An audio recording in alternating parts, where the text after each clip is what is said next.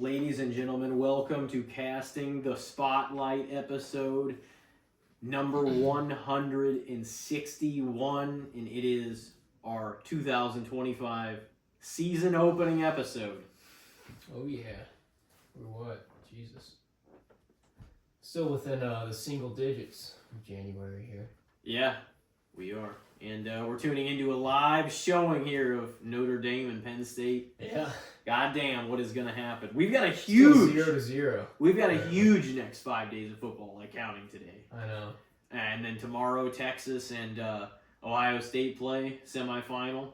Mm-hmm. And then you get the college playoff finals on Inauguration Day on the 20th. And we've obviously got the kickoff of Wild Card Weekend starting Saturday, Sunday, Monday. 2 games Saturday, 3 games Sunday, 1 game on Monday. It's going to be an amazing next several days. Yeah. Playoff dreams are going to be fucking squashed and squandered. Some will achieve to great heights. What's it going to be? I know. It's Coaches like, will be fired. Since I don't really have a dog in the game this year, it's nice. It's like a bummer, but at the same time, it's nice because I can kind of just go into the playoffs stress-free this year. You know, I got my heart broke wild card weekend last year, I think. Like, 3 I mean, maybe it was divisional round weekend. It was wild card. It was wild card. Was it wild? Because wild they card weekend, both... I got my heart broke Because twice. the Bucks and... 3 times. And the divisional round, there's still 8 teams in, right? Yeah. Yeah. Because there's... No, the wild card is 8, right? No, it's more than that. Because there's 6 games. There's 12. There's 2 buys, but 6 teams so in that each. that would take it down to 6 teams. Divisional weekend, right? No, because they would be the 2 buys. They would get into the whoever 8. wins, the lowest seed, and then the other 2 would play. Yeah, there you go. So they just get that bye for wild card weekend. 8, They get to 4. bypass it, which are the Chiefs and the Lions. Some will say the odds-on favorites to win the Super Bowl. Yeah, I mean, if it's, I could easily see it being a Chiefs-Lions Super Bowl. And one man Seems called like that in June for the 5-year, I fucked that up, anniversary. 'Twas me. Yeah. No, we're not there yet. So I'm not going to toot my horn too much. This is some dumb shit. I had some dumb off-season calls, but they are both looking pretty damn good. The Lions, even with a beat-to-fuck defense, 12 guys on IR. I think they're going to get at least a couple of them back by the time they're healthy again, though. Maybe, not necessarily, but maybe David Montgomery, too. So, it's, it might be looking hopeful for him. On fucking He's been fire. carrying a load. But it will be a little bit better to give him to use him as sort of like a weapon and also have Montgomery there. Yeah. Because then, you know what I mean? Like, they'll just have more. They just would overwhelm people earlier in the season. Like, it was dominant. Both of them. Oh, yeah. It was That's too the much. thing. Like, And then Goff is still Goff, and he can throw to some good, a lot of the guys, wide receivers, even Jameson Sam Williams Laporta, and Amon-Ra. they've had good seasons. Yeah. Laporta had one of the Laporta. better tight ends or one of the better seasons this year for a tight end. He's got some targets for sure. That's a talented offense. Mm-hmm. Their defense, Aiden Hutchinson is a phenomenal athlete. He got hurt early in the season. And just think if he was healthy too. Yeah. But we can't gamble on that. That's why we gotta, hopefully everybody's healthy. Like, in the interest of competition, it would be nice to see Jalen Hurts play. But, like, as a Packers fan, at the same time, I don't, I know the likelihood would be it would be far from a certainty either way, but the likelihood to be able to beat them would be a little greater. They'd have to rely on, it's going to be probably a run game for at least the first half anyway. The script will be, I feel like they're going to try to run and keep it close and, you know what I mean?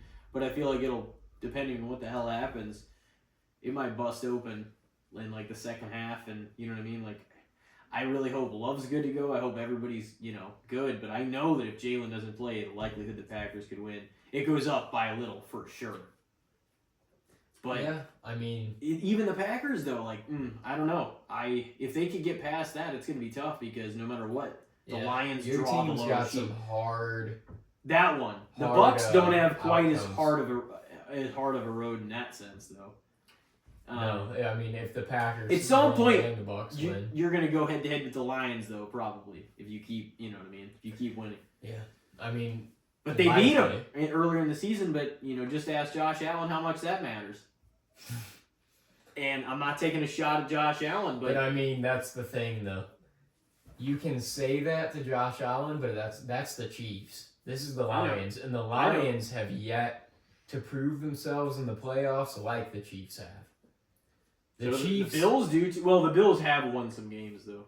I mean, the Lions. They got to the championship last year. That's the goal this year. You got to pass the championship this year because last year you got there and the team wasn't this. No. And the thing is, the team last year was more put together than this.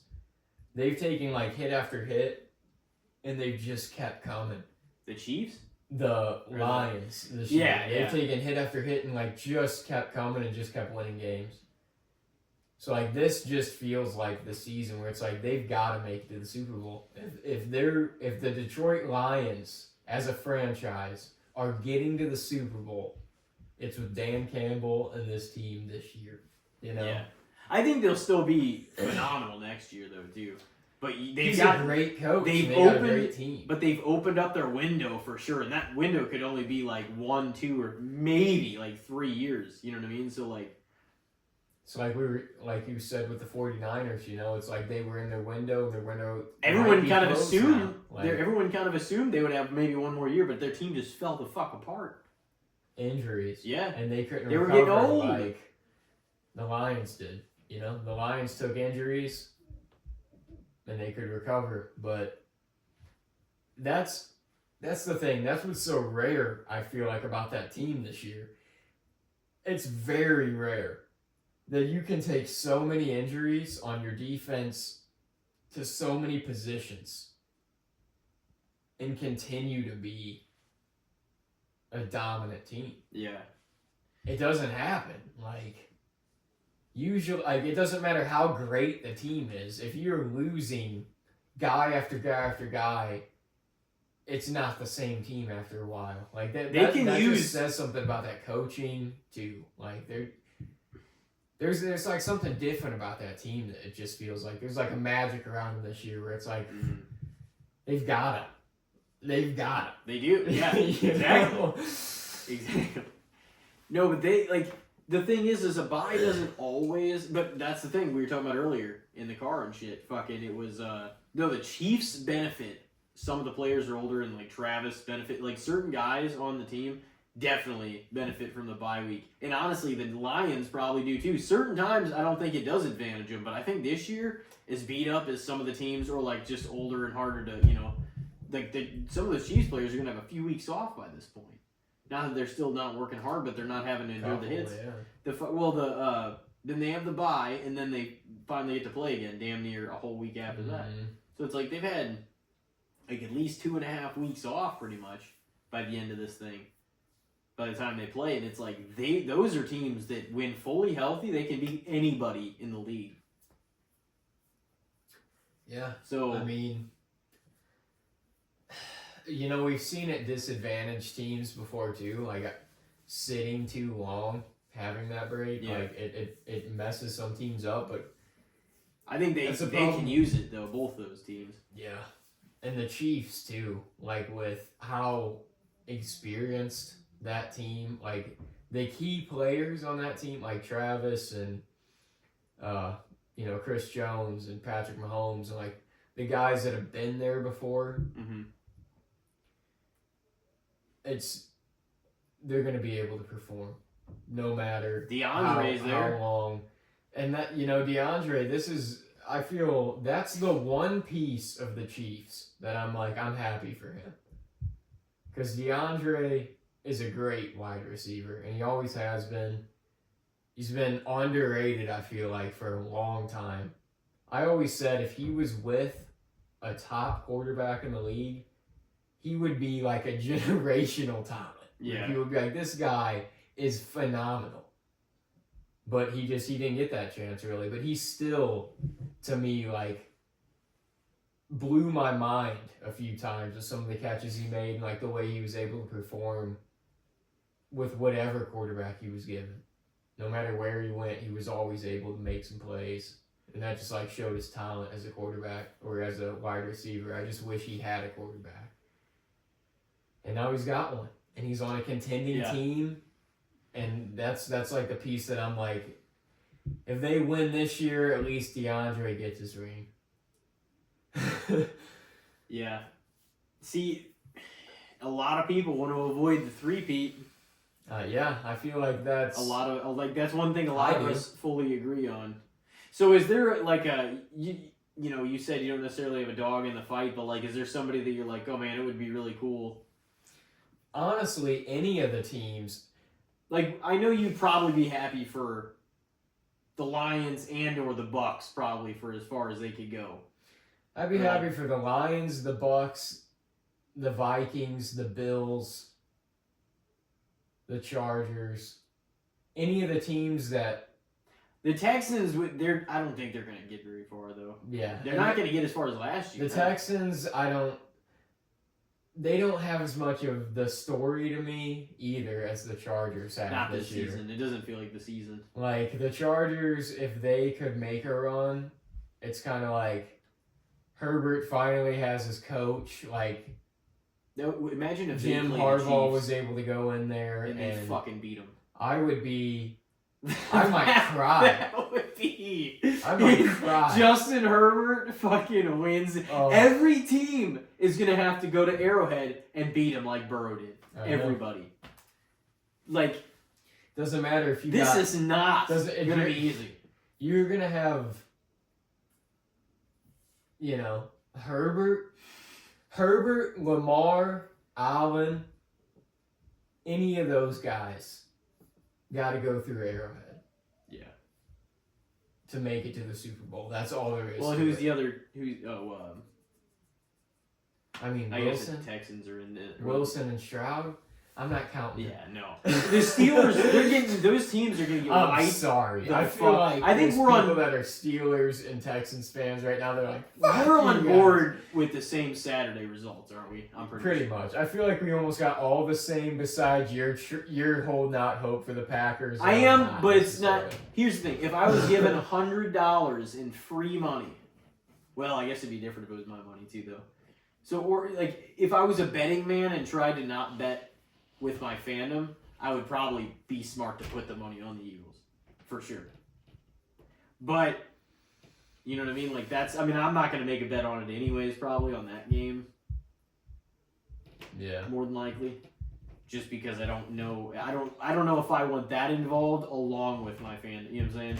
I'm like, it's going to be a lot anyways, and there's a lot of other shit you can bet on, too.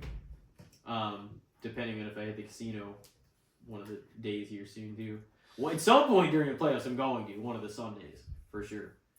But I don't know when that's gonna be. But it's a good time. But we'll see. I mean, the Bucks drew the Commanders. Jay Daniels has been looking good. That feels like it could be sort of the undercard, like best game. Like it feels like it could be maybe the game of the fucking weekend. Yeah, it feels like it's kind of a sleeper. The Rams-Vikings could be really good.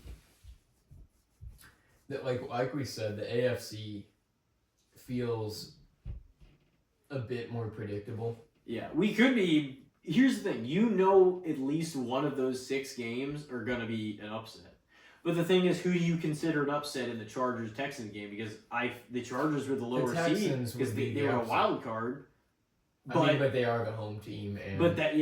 And that's the thing. It's like, but I do. The Chargers are the favorites with the betting line. Yeah, I picked the Chargers. But, and I do too.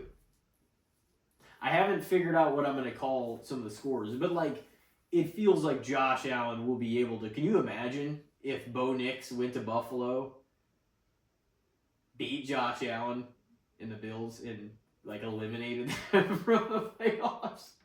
That would be insane. Yeah. There's a lot of That'd be stuff that nice. could happen. Packers Eagles is not a, like I said. I mean, it's still far from a certainty one way or another, even if Hurts doesn't play. But it would certainly improve the Packers' chances of being able to simplify the game a little bit, and then they'd know they'd have to run Saquon even more than they already probably are going to. So, I mean, they're going to rely, and not that Saquon can't do it. The problem is he's the X factor. Like, he can still do it even if it does fall on him. So, like, it's going to be a hard game either way. He's had the year of his life. Oh, yeah. This year. Oh, So, yeah. That's the thing, though, is like, that scares me because he's been on such a tear. And Ooh, don't say tear. that's what I'm saying. He's been on such a tear that it's just like. I know. I don't want to touch him in the draft I next year know because of this. about Saquon. I know. And that's why I just did my blog. Saquon was the offensive player of the year. He's what I picked for the offensive player of the year. He's had the year. But it's just like, this was his year, you know? And I really, for his sake, like, I'm really happy for him that he had this year. And he is a superstar running back. He's been leading the hell of a revival of the power fucking run like this year. Like running backs came back like in a him hard and Derrick way. Henry. Yeah, I mean, and even Josh Jacobs has been really good. There's a lot of guys. it kind of started last year with like Christian McCaffrey because he was so dominant as well. But it's like this year, it's felt like there's been a collection of guys that like have really just stepped up for their team. Joe Mixon was that for the Texans while they were doing pretty damn good earlier in the year, and then they just feel like they made the playoffs, but they feel like they've had the most mediocre run of any of the teams that made the playoffs, doesn't it? Yeah. Not that it's been bad, but it just no, it definitely does. It doesn't feel memorable at all. It's just because the AFC South was so bad, and yeah. A lot of the chances they had on prime time to kind of like show themselves did not go well. And it was against some teams that they're going to have to play in the playoffs, so there's just no hope there. It's like they lost to the Ravens on Christmas 31-2. It's a good story for the Chargers to like beat them in advance and like, dude, man, the Chargers, if they play the Chiefs, would have so much support. And like they play them twice a year. They got to go to Arrowhead every single year. Yeah. They're used to doing this. Maybe not in this environment, but they've been there. So it's like, I feel like, I'm not saying that it's the most likely outcome. Yeah. Obviously. But I'm saying there is certainly a possibility. Well, yeah, because they're the other team. Come on, though. But you gotta. No, I hope. Here's the thing. Can you imagine the playoff landscape if the Chiefs got eliminated first fucking round they were in? Like, it completely changes the map of the fucking. You know, I'm not saying certain, like, the Lions would probably still be up there and everything, and, like, the Bills. But I feel like it completely changes just because you're like, man, there's going to be somebody, not only a three-peat, but a potential first winner ever in the Super Bowl. You know, and every year we're made to look like fools because everybody's convinced Super Bowl, oh, it's going to, make a bunch of crazy bets, and they're, like, confident that we're going to have a new champion, or, it's not going to be the Chiefs, and the Chiefs just keep fucking winning. Yep. They're the dynasty. You'd be stupid, though, to take anybody, and that's the thing. Not that you wouldn't want to, but you'd be kind of, like, it'd be kind of short-sighted to go against them again in the Super Bowl. From a betting perspective. Like, if they make it to the Super Bowl, or if they make it to the Super Bowl. If you had to place a Vegas... if it is them in the Super Bowl. But at this point, right now, people are like, okay, you have to put $1,000 on the line. But if it hits, Vegas odds, it would be whatever the odds were. But if it hits, you make back 10 times. but you have to throw $1,000 out on it. Who are you picking out of everyone in the playoff picture that is going to win the Super Bowl? I was just given 10 grand. No, you have to throw $1,000 in. But if it hits, you get 10 grand. 10 times your money.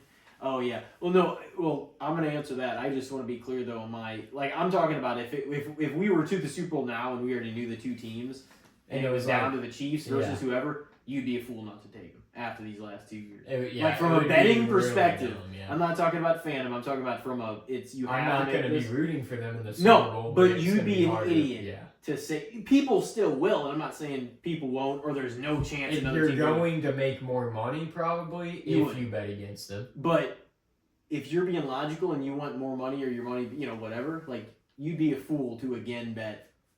You know what I mean? You'd have to make some other side bets and touchdown bet. Those are great payoff bets on touchdowns and first touchdowns. If it came to the Lions and the Chiefs, though, this season, and the Lions beat them, that would be a hell of a story. I wouldn't want to, but I'd probably have to put it on them. On the Chiefs? Yeah. I wouldn't be cheering, maybe to win my money back. But they got him. They got to do it. That would be the ultimate compromise, though. I would be really uncomfortable with that. I'd be like, fuck. But yeah, you couldn't throw it out on your fans. If the question is who's most logically going to make me win my money back, then I'd be like, I have to take the Chiefs. As much as I don't want to do it. No, and that's the end of day. That is my answer. I don't. Right now, it's still until somebody takes it from them, the mountain's still theirs. If you had a conversation with one of the coaches of this other team, though, you'd be like, I'm sold.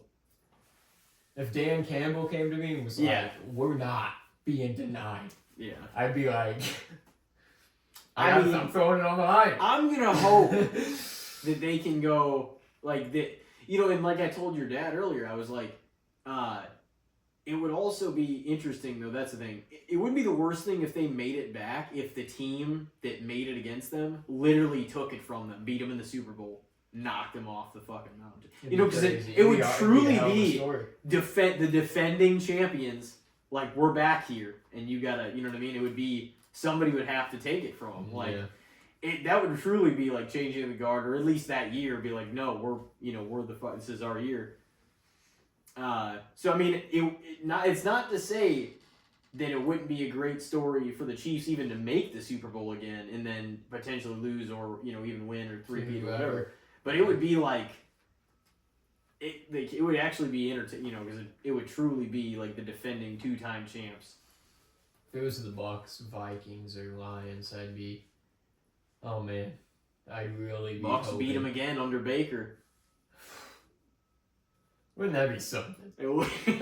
That'd be something great. That would be fucking great. I would not be unhappy with that at all. Only NFC team to make it in the playoffs 5 years in a row. Like the last 5 years. Nobody else, can you imagine? Not the Packers, not the Lions, of course. Not the 49ers, not the Cowboys, not the Eagles. None of them. But the Bucs. They did it. They got the South, man. They do. I want to stay in football, but I'm like, maybe we should probably get started. We got to get going. This segment's going to be a lot of fun too. It will be. So anybody that's familiar with it, we kind of play this or that kind of segment literally with, you're going to take this or that kind of thing. In our category tonight, we picked music albums, and we've got a main thing, and it's going to basically face a gauntlet of other things and see which one the other one prefers. So I got a list for Elijah first. And since it's music albums, I picked the Marshall Mathers LP, came out in the year 2000, Eminem's third studio album, but like really the first one that was like, it hit so many mainstream, it garnered so much attention mainstream, and like that was the one where he was really accepted into like the rap culture of things. Obviously the Slim Shady LP was big time too, but this one was like, it took it up so many notches, in my opinion. Yeah. But it's definitely regarded as, if not his number one, his number two-ish, like even by most of the ratings that I've ever seen on it, and fan ratings. Everybody's got their preferences, but most people put that in the Eminem shows. Like, I just feel like that was just the prime shit. Like, that was so good. He released a lot of good shit after that, great shit. But like those overall, those collective albums, great story, great fucking songs and lyrics, great. Yeah, I mean shit. from like 99, 2000 to like Even some of his encore stuff was pretty 04, damn good. 05, he was killing it. Yeah, he was the man. He literally was. Mm. So the Marshall Mathers LP by Eminem. So up first we've got the Marshall Mathers LP, or 2014 Forest Hills Drive. The J. Cole album came out in 2014, obviously. Yeah, that's a great album. Isn't it? Yeah, I think it's it's a great his album. best one. Like that is it's my favorite J. Cole album. Yeah, and it's like one of those albums that takes me back to high school. Yeah. That's a tough one, but like just like there's a nostalgia to both those albums for me. But like influence wise, I think I'm gonna go Marshall Mathers LP. I mean, they're both great albums. Yeah. These For are not sure. gonna be easy to some of them. I'm sure for you to answer. Yeah, no, I agree. There's just so many there's bangers for sure on both, but that J. Cole album was just phenomenal. Yeah, that was that era though. Like that's when it really came onto the scene. Like J. Cole and Kendrick were like, Yeah. oh, these guys are Like like 2012, legit 13, the 14. guys, you know. Yeah. That was some good shit. The Marshall Mathers LP, or Appetite for Destruction by Guns N' Roses. What year did that come out? 1987. Yeah, I thought it was like late 80s. Yeah. Dude, people thought that band was gonna be like the next Zeppelin, the next like big fucking rock thing. They didn't even release that many albums, did they? No, They had, dude, because two? Slash and Axl fucking hated each other, and that band did not they couldn't cooperate. No. Split up quick, and then they had like a couple. I think they're on they might still be on a reunion tour. They had a couple of them. They went with a different lead singer for a while, I think. Slash might have left or something. Yeah. I don't. They really had know. some issues. Axl probably calmed down over the years. He's old now. Maybe. I mean, if he's not on all the drugs anymore. Dude, Appetite for Destruction was fire. Don't get me wrong. Yeah. There's No, so many classic rock songs on that album. yeah, there are. Paradise City, Welcome to the Jungle, Sweet Child of Mine. Those are fucking. Those are like the hits of those that are album. bangers. And I mean, Knocking dude, on Heaven's Door, right? Same one, or is that might have that? been a different album. You think? What, didn't they only have two?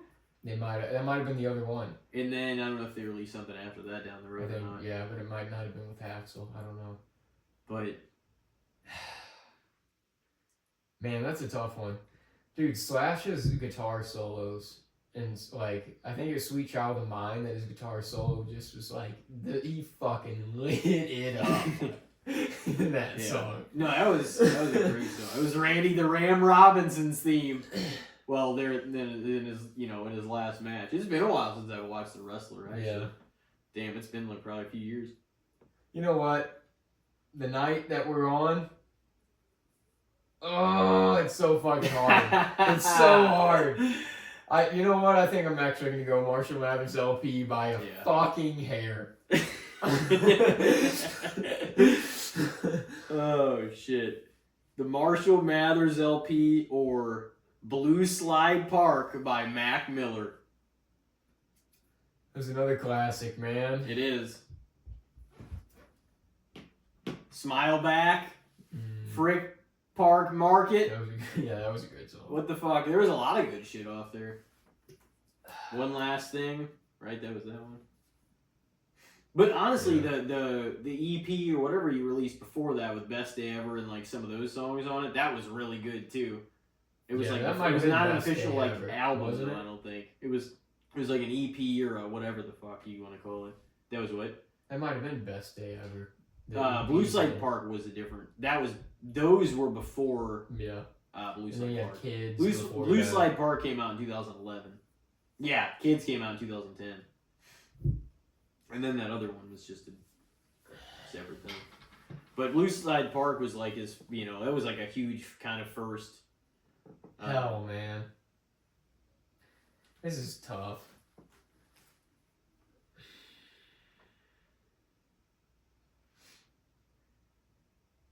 I think I'm gonna have to go LP1, man. Again, still. Smile Back, Up All Night, Missed Calls. Yeah, one last thing. Party on Fifth Avenue, Blue Slide Park. The song. It was a partying album for sure. It was a great. That's the thing. That was like good times. Mac Miller still. You know what I mean? Where it was like he was still in good vibes. It was. No, that shit was great. He got progressively like a little more upset. Yeah, each one. Yeah. It was a bummer. LP, you said? Probably. All right. Well. You know what? I think I'm changing my answer for Appetite for Destruction. I think I gotta go Appetite for Destruction. I'm sorry. So it's got one. Yeah. It's 2-1 on tonight. That's your decision. I think so. It's so close, but I'm like, I think I gotta lean. I don't think it's about to get any easier. Because Guns N' Roses was just so. They were so phenomenal and it didn't last long. And Appetite for Destruction was the album, so I gotta go. I gotta go with it. Okay. But you're going with LP over Blue Slide Park? Yeah. That sounds confident. No, alright, well next is... And some of these are so drastically different, but they're like, man, if you grew up with the different stuff, it's like it's hard. Music album is definitely an interesting, tough one to do. Yeah. The Marshall Mathers LP, Eminem, or 1X by 3 Days Grace, which was a fucking legendary album. Not saying the LP wasn't, because it absolutely was, and influential. But like 1X, man, that was fucking hard, good alternative rock. 3 Days Grace at its finest. It was, 2006, perfect timing. Me and Aaron Their Bieber, second album. we like bonded over that album. That was like one of the things that like when we like first kind of became friends. We like got into that shit together. We're like, oh yeah, man, you like that? We like, let's do it together. Yeah, it was great, man. It was great. Every song on that album whoops some ass. Yeah. And now Adam's back with him, and Yeah, the I singer know, that's been there the last like 9-10ish years, he's like staying, and they're gonna kind of do a co-op almost thing. It seems like. So I'm like, I'm You don't kind of really see interested. that. Yeah, I'm kind of interested to see what happens. But no, he's the guy, man. Like I really. Man, that album too was It their whooped some album. ass. It was like it. Yeah. There was a few songs on there that were like hits, but like almost every song on the album was like it kicks some Good ass. to great. You know? It did. 3 Days Grace 3, Life Starts Now was tremendous too, and like that was not that it wasn't aggressive, because 1X was hard hitting and like pretty aggressive, but like it had definitely some emotion to it. But like 3 Days Grace 3 was definitely more of that. But those were the two best albums they had for sure. Mm-hmm. And even out of that first initial, because Adam was only there for the first 4 of them, and 1X was 2, and Life Starts Now was 3 in the release order. I wasn't a big fan of the 4th one. I think I liked their debut more than the 4th one. So hopefully they put out something pretty damn good with him. Now that we're getting this again. But I can't believe we got it again. I know, They've been split since like 2012. Bands, yeah. But that's the original band. I was going to say, It feels like a lot of the bands, like alternative bands we kind of grew up with, are sort of coming back around now, but they're not all like the original band, you know? I don't know, like almost, there's a lot of nostalgia with 1X, and almost every song on that album was a great song, you know? And just an era in my life. So I think I'm gonna have to go 1X. It's tough. I almost like, as much as I want to say, I would probably say the same thing, because I'm like, it's just that era and those vibes are just too ingrained and just powerful in your mind whenever you like look back at that and like that album, that era and stuff, that it's like, that was just one of the best albums of all time. Like, that was one of the best albums we grew up with, for sure. Yeah. It still holds up. It's still great. Was it like 2006. Wow. Yeah. So it is 3-1. Or no, it's 2-2. It's 2-2. Yeah. LP, Marshall Mathers LP. Okay, well, next up does not get any easier. The Marshall Mathers LP, or My Beautiful Dark Twisted Fantasy by Kanye West. Came out in 2010. Man. Dude, I have a lot of love for that album. Like Late Registration, me and my brother listened to a lot together, and I liked Kanye already because of that, and Graduation was good. I enjoyed some of the songs in 808 and Heartbreaks and stuff, but like when My Beautiful Dark Twisted Fantasy came out, I was like, dude, it felt like it was like, this was like a piece of art. Like he had a vision for this album and shit. Like, that was the time where I like agreed. I was like, this guy, he is like a vision. He's a creative, shit. genius in his own way, for sure. So like, Is an artist. It's tough, but like, I heard too that the featured artists on that like album, when he'd have them come in to like record for their verses and stuff, he had like dress codes for everybody. He's like, the women had to wear like dresses like they were going to like a ball, and the men had to wear like suits or tuxes, like it was like a formal when you were like coming to like record, because he was like, this is like there was like that vision for that album. It was like the suit and tie album, you know.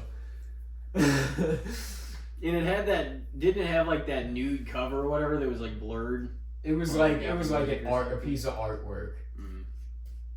That was like, it was like a nude piece of artwork, but it was like blurred out. Like a nipple or something. Yeah, something weird. I gotta go My Beautiful Dark Twisted Fantasy. That was a great. Because I thought it was basically a piece of him like banging somebody or something. I don't know if it was supposed to be him or not or what. You're gonna have to go. It might have just been sexual art. You're gonna have to go Kanye. Yeah, I'm going with the. Kanye absolutely has to be a fan. That album was the album. Like, that was the album that I was like, this guy. Massive influence on you. Is fucking phenomenal. Yeah. Like, no, it was. I thought Yeezus was fucking tremendous. I got a Power shirt with like the head with the sword going through the Kanye head and shit that said Kanye West Power on it. I got one of those shirts and shit because of that album. Monster is fantastic. Gorgeous was a good song. There was a handful of, what was the Can We Get Much Higher? Dark Fantasy. That might have just been Dark Fantasy. That was fantastic. Oh yeah. So many good songs on that album. All right, LP is down by 1. Next, the Marshall Mathers LP, or Back in Black by AC/DC. Fuck yeah, dude. I love AC/DC. Dude, that album, once again, not a bad fucking song on the album. Not a song that doesn't fucking kick some ass. I gotta go Back in Black. Dude, that's the ultimate to like, I got a redneck family, man. That's just the ultimate. No, it's like, great. We're fucking drinking, having a good time. We're fucking banging some AC/DC. Oh yeah, you know what I mean? I can just tell that you're like, oh man, yeah, that's gonna have to go over again. I'm sorry, Eminem. Like, and that's the thing. 1980 release. Yeah. They had showed the they still whoop some ass after High fucking- Voltage, Highway to Hell, and Back in Black were all just phenomenal. Mhm. It's hard to. It's He tough burned. to He know showed this. that he's like, it ain't. We're not fucking done. Oh yeah. And they He put out like sounded so album much of their like fucking Bon Scott, life. though. Yeah. 2 to 4 Eminem LP. Next up, we got the Marshall Mathers LP or the Carter 5 by Lil Wayne. 5, the one that we fucking I guess it came out like a month-ish after I moved back, and we jammed that like fall into winter. For sure, like a lot, and then probably quite a bit after that, but definitely that first 6 months. See, Lil Wayne's like arguably my favorite rapper of all time. Got a lot of love for Lil Wayne, but there's a few albums of his I would still put ahead of the Carter 5. Probably the Carter 4, 3. Maybe I Am Not a Human Being 2 and 1. Really? Maybe. And that's probably it. But Oh, I'm Not a Human Being. I thought you meant that and then the Carter 1 and 2. I was like, damn. I mean, it'd probably be the Carter I would 4, I would take it over. the Carter 3, I Am Not a Human Being 2, I Am Not a Human Being 1, and then the Carter 5. Here's the thing. There was like even 8 or 9 bangers on. You know what the Carter 5 felt like? A lot like Recovery in a lot of ways. It felt like there was some major fucking hits on it, and then it felt like there was several duds too. You're like, but it felt like a huge and complete, well-told storytelling like album. Yeah. But like some of them, you're like they weren't that impressive, and then they both had several hits that were like, these are gonna be long term fucking memorable songs. Yeah. Like with both of them. Because the other thing is, they both necessarily weren't my favorite album, like you said, of each artist, but they were still tremendous in their own way. You know what I mean? Yeah. And all of them had hits. So that's kind of. But Recovery. Yeah, the Carter 5 felt like it was kind of like it was important to him kind of album. Like he wanted to release it for a while. There was like sound clips from his mom and stuff on there. Like it felt kind of like a important piece for him as an artist, but it wasn't one of his favorite works of mine necessarily. Yeah. Like I still enjoyed it. The Carter 2 arguably might be above the Carter 5 for me. We were so pumped for like the Carter 5 dropping. The Carter, rather, over the Carter 2, I think. The Carter, the original The Carter, might be over the Carter 5. It's I don't even know if that's a hot take or not. It probably depends on it's who you just your ask. preference. But I don't know. There's a lot of stuff that I like of his, but like the Carter 4 might be at the very top. yeah, probably for me too. So you're gonna take. I'm taking Marshall Mathers LP Over the probably Carter 5? Carter 5. Yeah. All right, so Eminem, he's got a little bit of control back. What is it? 3 to 4. Yeah. The Marshall Mathers LP or Take Care by Drake, released in 2011. I remember exactly when it was released, like that kind of fall, really, and it was like tremendous. Still, arguably my favorite Drake album. That's the thing. I don't know if I have a favorite Drake album. There's a few songs on every Drake album that I'm like, this is a banger. Yeah. But Well, that's how I feel. like, I don't think the whole album. I'm I don't never necessarily like into all an of it. entire album of Drake's. Yeah. Or like where every song I'm not like, this is skippable. You know what I mean? There's certain there's a handful of albums out there where you're like, and I mean Marshall Mathers LP is sort of one of those, besides the skits and dumb bullshit it throws in there. Some of those are funny. They are, but like sometimes I'm not trying to fucking hear your fucking whistle while you're digging a dead body or take a shit or something. Yeah. I'm just like trying to get to some music. Yeah. But It was all part of the story though too. Yeah. Yeah. He no, always I know did exactly that in what his you mean. albums, but like, I've never had a Drake album in general. What was the one too where it was like the kid with the afro on the cover? That was a good album too. I liked that one a lot. Yeah, I know what you mean. I forget what the hell the title is. But I like, should be- I've never had a full Drake album. I feel like where I've been like, yeah, that's the shit. Take But I know Care you- was a good one. yeah, I was gonna say I know And you I use some do of the songs like- from there. There, like I said, like I have a decent amount of Drake in my library because I feel like every album has songs on it that I'm like, I like this song. Yeah. But I never have been one, like I feel like it's like he's the new thing to be like, oh fuck Drake, you know what I mean? But I've never been one to hate him or anything. Yeah. Like I still can jam out some of his shit and have a good time with it. I probably gotta go LP though. Marshall Mathers LP. Okay. Yeah.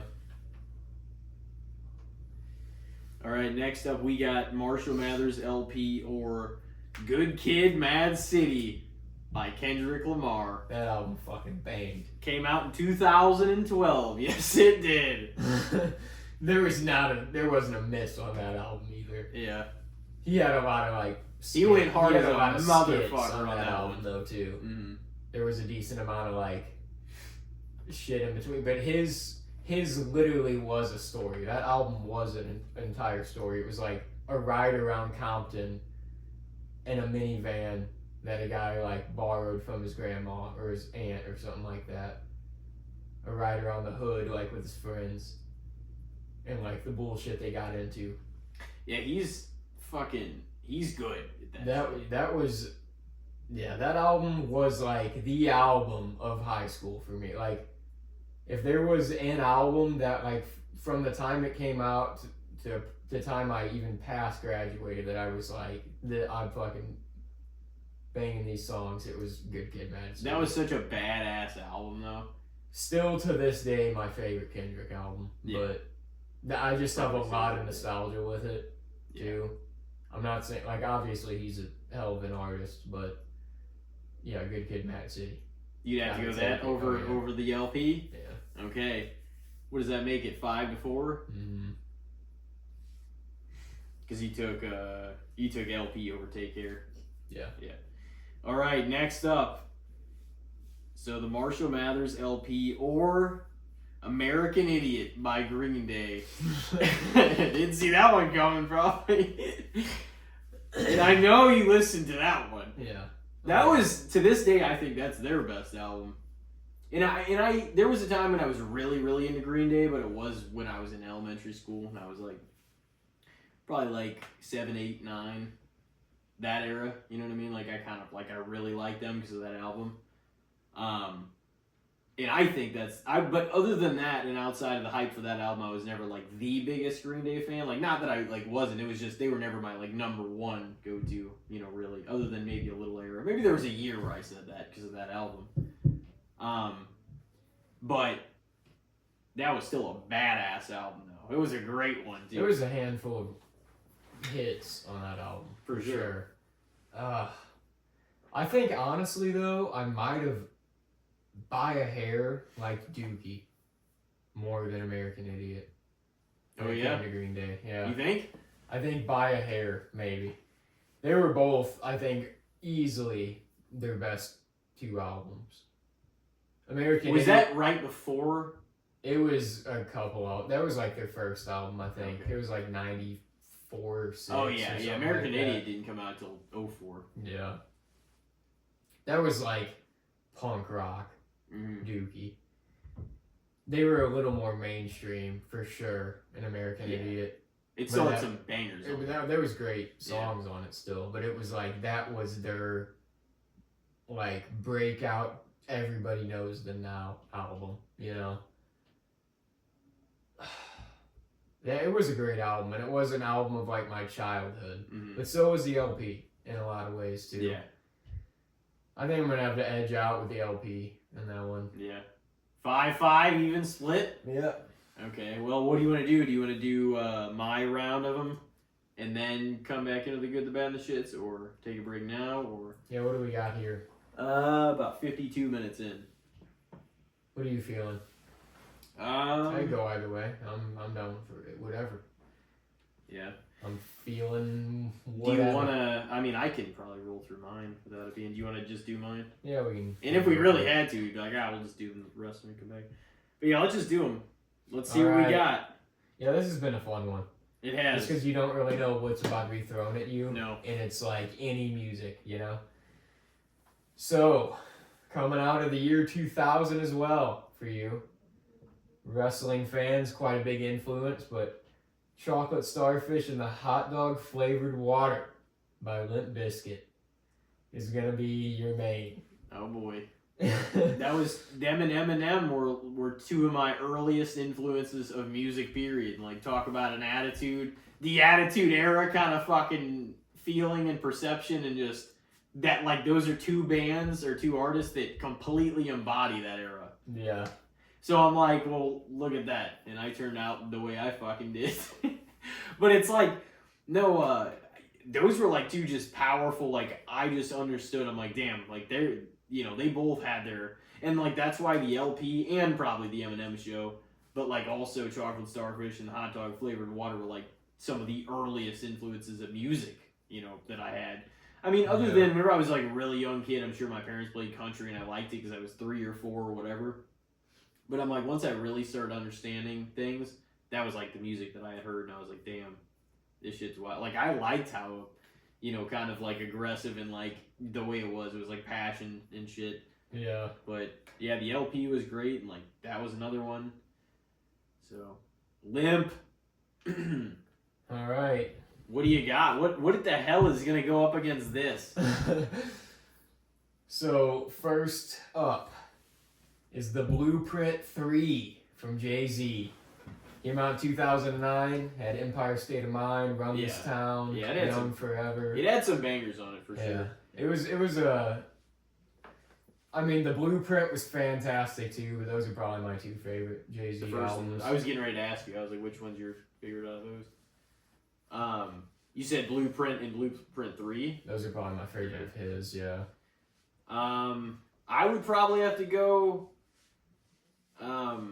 the Chocolate Starfish and the Hot Dog Flavored Water. I'm gonna have to keep saying that. That's gonna be great. But no, dude, it's just that album encapsulated just attitude, just fucking not giving a shit. Probably got him into trouble, and like, you know what I mean. But like, I don't know, man. That was. It's gonna be hard to beat. Like, there are albums that could for sure beat it. Because I'm not saying it's by any means my favorite album of all time overall either. Eminem, but it was such a posers. It's so powerful because it was such an early influence on everything. You know what I mean? They were like, they really were part of my childhood for sure. Like, a lot of their music just was around whenever I was a kid. You know, it's hilarious that they just did not like each other, and I'm like, that's what we enter in with, and they mentioned Limp Bizkit, and we're, you know. But yeah, it kind of just feels right. We're starting off 2025 like that. Why not? All right, so Chocolate Starfish over the Blueprint 3. Yep. All right, so Chocolate Starfish in the Hot Dog Flavored Water, or Nevermind, Nirvana, 1991. That had like all their hits. Yeah. In Bloom and Smells Like Teen Spirit and. Man, fuck. Something in the Way. Did it have that, or was that a different one? I don't know if... Yeah, it might have had that one. Let me, like... I know I even have a few of them saved, but now that I'm in the moment... Yeah, what the fuck is going on here? Is nobody scoring? It's 10-0. Penn State, man. Well... Come As You Are, In Bloom, Smells Like Teen Spirit, Lithium... You know, we did have an era where we listened to like a lot of like classic rock, and obviously like leading into that, you know, which a lot of people would be like, you call Nirvana? No, that stuff, but also Nirvana is what I was gonna say, because there was definitely an era where we listened to like a lot of AC/DC, Metallica, for sure, some Guns N' Roses, and you know, I guess some like, well, I guess that was a little later, but we listened to like some Megadeth, but stuff like that. I'm trying to think of somebody else from, I guess Poison, like a little bit of Poison at least, not like a, you know, necessarily like as much, but like a lot of Metallica, a lot of AC/DC, you know, probably at the forefront, Yeah. and some of Guns and Roses and like some of the other ones, but like we listened to like a lot of those,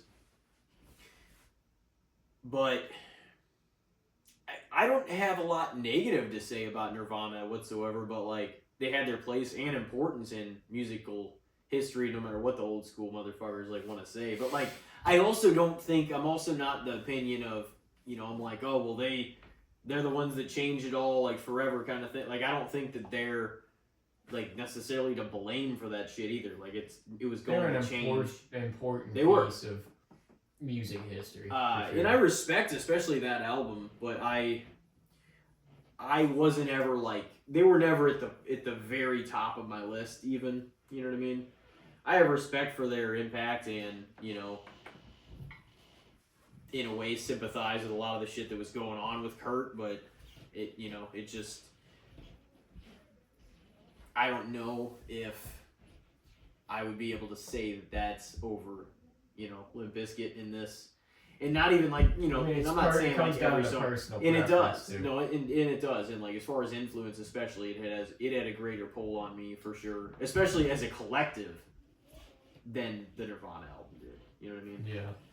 There are definitely albums. Some of the albums I named over you or like that we were talking about, I'm like, oh, I would probably take this if the music was better. Because I'm not like sitting over here saying, oh, Limp Bizkit's like some of their songs are great, but I wouldn't necessarily say all the songs on that album are great. But the influence and their attitude and their whole shtick and that whole look and perspective towards society at the time was so fucking relatable and such an early influence. That is kind of what some of these albums have to go up against. Mm. You know what I mean? But was that only the second one? Yep. Okay. But yeah, I would probably have to go. So 2-0. Yep. So chocolate starfish and the hot dog flavored water, or the Carter 4. Oh shit. Oh man. That was 2011? 2011 release. Yep. As far as music and like how probably much I enjoyed the songs versus influence, because it also had a lot of influence too, the Carter 4 in some ways. I would probably have to go with the Carter 4. Yeah. To edge it out, you know, to edge out that aspect of it, because that's kind of what I'm going up against. It's one of I'm my not, favorite albums probably of all time. Honestly, the Carter 4. and like I said, some of these albums, One based of. on how good their music is, definitely will outperform Limp Bizkit. But that main thing that it's going up against is just its impact on my life. You know what I mean? Mm-hmm. So I'm like, but a lot of the music, there were selective great songs on it, but I'm like, there's definitely albums that I enjoyed. The message a lot of the songs sent more than I'm going to, you know what I'm saying, be like, okay, well, after a few of them, there's some that I'm not going to necessarily defend and be like, oh yeah, this is great, just them fucking, fucking yelling and shit. I mean, like, My Way was a fucking legendary song. Oh yeah. That's a great I song. mean, there was quite a few songs There were on that several. album that were pretty damn Yeah. good. Rollin' came off that album. Yeah. Really remembered. But yeah, I would have to say the Carter 4 in that one. All right. So the Carter 4. Lil Took Wayne. one. Chocolate starfish and the hot dog flavored water, or Black Hollywood, Wiz Khalifa's 2014 album. What the hell did that have on it again? There was a lot of good hits on that album too. Yeah. I have some albums Pretty sure of that them on here, had, but I'm like, That was like probably that was one of my favorites. It was that or ONIFCS.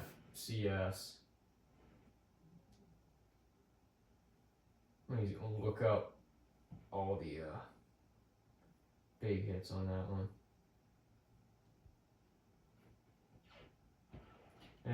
Yeah, Weed and Boys, Promises, KK, okay. Ass Drop, So High. Yeah, I just wanted to make sure. House Yeah, in the Hills. He's got a lot of albums Staying already. Out All Night. No Gain. Yeah, there were some fucking bangers on that. Yeah, that was a great album. That, Khalifa, and Owen IFCS were all great albums.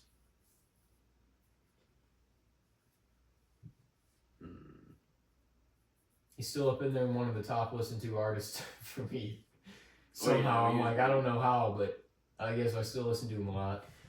Yeah, that had, that had some pretty. And yeah, that was like an era for both of us too. Yeah. That 2014.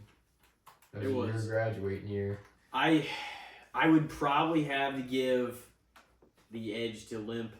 Yeah. Slightly on that one. Slightly, yeah. I probably have to, based on that.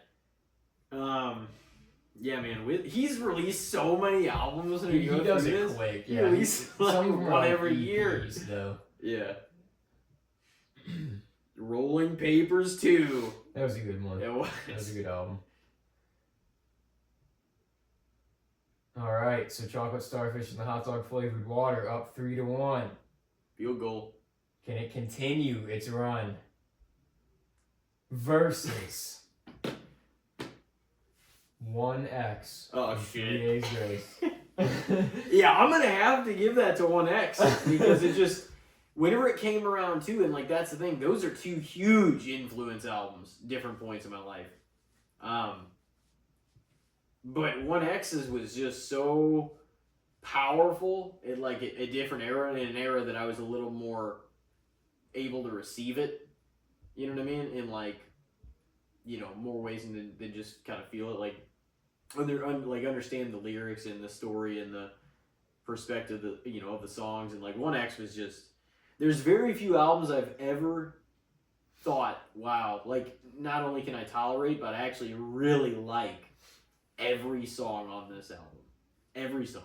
Mm-hmm. And that was one of them. Breaking Benjamin's Dear Agony, same thing. The Lumineers Cleopatra album, probably the same thing too. There's certain albums that I'm like usually it sucks because sometimes you're like, there's like one or two where you're like, man, the rest of this album's great. You're like, this is kind of a dud, or this one's not great. There's some albums that I got close to there. I'll take that though. If there's a couple songs on the album that you're not into, that's still a great album. It is. No, for sure. It doesn't, you don't even have to, even if you have 6 of them that are great songs, it could be considered a great album. You're like, man, because the collective is tremendous, the whole thing together. But yeah, that one has to go to 1X for sure. There's some albums that could potentially beat it, but that is at some of the very top of the list of mine. My all-time, what that album kind of meant and impact, how it impacted me. Yeah. For sure, was one of the top. No doubt about it. All right, so 1X wins out. It's 3-2. Chocolate Starfish and the Hot Dog Flavored Water. Or Hollywood's Bleeding, Post Malone, 2019. Yeah, that one had some good ones on it, I think. That was kind of like a rockish sort of album, but there was still a lot of rap on it too. It was like that's kind of, I felt like when you sort of felt a transition, though, was coming. He got a lot more poppy though on the Austin one. Yeah. But that had some great songs on it. It really was. It was like the cover was really cool. Beer Bongs and Bentleys was probably my favorite album of his, but that was probably my second favorite. Hollywood's Bleeding. Yeah, I thought that one was great. I thought his debut album was tremendous. Yeah. But yeah, he hasn't really missed. He's had some great shit already.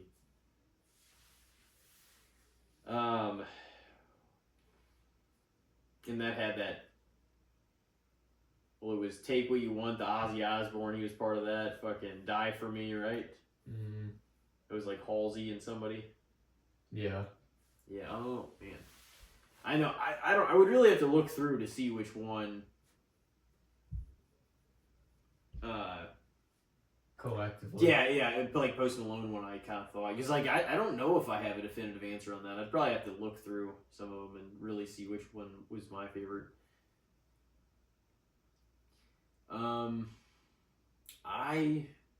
Because I get something or a decent amount from every Post album. You know what I mean? I get something out of every one of them that he's released so far. Yeah. What was his fourth one? 12 Karat Toothache, or might dig get the number wrong? Yeah, I don't know. Yeah. You probably That one was. know I more thought that about one was you. pretty good. I thought that one was pretty fucking solid. You know? Yeah. And Wow, Goodbyes with Young Thug, Sunflower, Staring at the Sun with SZA, Take What You Want, Die For Me, On the Road, Circles, Enemies with the Baby, Hollywood's Bleeding, yeah. It's tough. I might have to give it to the Chocolate Starfish by a little bit, like, because I really enjoyed. I really enjoyed some of the songs on there, but I'm like, I don't know, because it is, and maybe at the top of my Post ones too. I don't know, but I'm like, but that's the thing. He is an artist. He's kind of like really. He's good because he's able to like do that with every album. Like I've gotten a lot, I feel like, from each one of his albums already. Yeah. Whenever I like listen to him. So I would probably have to say that. Chocolate Starfish winning out that one. Is that 4-2? 4-2. Oh shit. Chocolate Starfish and the hot dog flavored water up. So, Chocolate Starfish or Back in Black. You know, I had a weird sense that, like, I was like, I wonder if he's going to put that on there. AC/DC, 1980. Dude, that was so fucking, like, prominent, though, in my life, too. Like, just... And that, once again, that album, like, didn't miss. No, it Not didn't. really a song on it, didn't. almost. I would probably have to say, especially due to the legendary status and my personal connection to it, I would have to give that one up for probably Back in Black. You know, it's one of the best of all time, man. Didn't it have Thunderstruck on it too, or is that its own? No, that was, I was gonna say that was later. I think. Yeah, you're right. Yeah, really, Back in Black wasn't that long of an album, but every song was pretty much a fucking banger. I mean, High Voltage, Highway to Hell, and Back in Black were all like 10-song albums, yeah, and they all kicked ass. They hit you with those fucking heavy riffs, man. Yeah, so Back in Black winning out. Yeah. So it's 4-3 in favor of Chocolate Starfish and the hot dog flavored water. So Chocolate Starfish or 2018's Astroworld by Travis Scott. That album slapped. It did. Yeah, no, there was some bangers on it for sure. A lot of the songs were just killer. That was his album too for me. That I was like, this dude's fucking fire. What the hell was he doing on Raw? Did you see that shit? Dude, I shared he was something like about smoking that. a joint. Smoking a joint. Yeah. I was like, I mean, he's the hardcore champ for a reason, Yeah. right? He's holding the hardcore belt, just smoking a joint in the middle of the arena. Damn. That I haven't was listened to insane. that album like too much in a while. Like, I mean, I'll listen to, I guess, a few I of the still hear it come on, like some of the songs come on every now and then. I rarely skip them just because that album hits. It is like a partying album too, but it's a good time. Yeah, no, it definitely was. Whenever it came out, it was all hands on deck, man. Yeah, it was I'm gonna try to get to it here. one of my favorite hip hop albums that year for sure. Maybe my favorite one. That was also. Was that Man on the Moon 3 that year? That was 2020. Okay. Astro Thunder NC-17, Wake Up Skeletons, No Bystanders, Dude, nobody. Sicko Mode, Stargazing. Stargazing, Sicko Mode, No Bystanders, 5% Tint. Dude, Come yeah, on. 5% Can't say Tint was who, dope. what. I listened to- Butterfly Effect. Come the fuck on. I listened to 5% Tint over like horror season again and shit. Yeah, he had some bangers on that one for sure. That was a great album. Yeah, and see, it was kind of like that was a heavy influence at that time for sure.